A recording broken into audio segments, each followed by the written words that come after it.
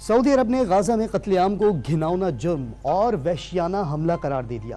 قطر نے غزہ میں فوری طور پر انسانی امداد پہنچانے کی ضرورت پر زور دیا۔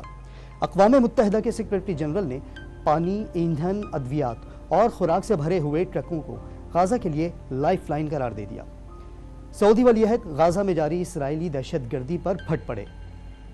سعودی ولی عہد غزہ میں جاری اسرائیلی دہشت گردی پر پھٹ پڑے۔ غزہ میں قتل عام کو گھناؤنا جرم اور وحشیانہ حملہ سمجھتے ہیں۔ سعودی ولی عہد شہزادہ محمد بن سلمان نے دو ٹوک پیغام دے دیا۔ ریاض میں برطانوی وزیر اعظم رشی سوناک سے ملاقات میں زور دیا کہ غزہ میں شہریوں کو تحفظ فراہم کرنے کے لیے کام کرنے کی ضرورت ہے۔ سعودی ولی عہد نے مطالبہ کیا کہ تشدد کے پھیلاؤ کو روکنے کے لیے تمام ممکنہ کوششیں کی جائیں، جبکہ فلسطینی عوام کے جائز حقوق کے حصول کو یقینی بنایا جائے۔ اسرائیل میں نیتن یاہو کی پیٹھ تھپتھپانے والے برطانوی وزیر اعظم قطر کے امیر سے ملاقات میں غزہ کے لیے امداد پہنچانے کی بات کرنے لگے۔ قطر کے امیر شیخ تمیم بن حماد ثانی نے رشی سوناک سے ملاقات میں غزہ میں فوری طور پر انسانی امداد پہنچانے کی ضرورت پر زور دیا۔ دونوں رہنماؤں نے مصیبت میں مبتلا شہریوں کو خوراک، پانی اور ادویات فراہم کرنے کی فوری فراہمی پر اتفاق کیا۔ اقوام متحدہ کے سیکریٹری جنرل انٹونیو گوٹریس مصر کے رافع کراسنگ پر پہنچ گئے۔ میڈیا سے گفتگو میں یو این سیکریٹری جنرل نے پانی، ایندھن، ادویات اور خوراک سے بھرے ہوئے ٹرکوں کو غزہ کے لیے لائف لائن قرار دیا۔ باور کروایا کہ یہ ٹرک غزہ میں بہت سے لوگوں کے لیے زندگی اور موت کا فرق ثابت ہوں گے۔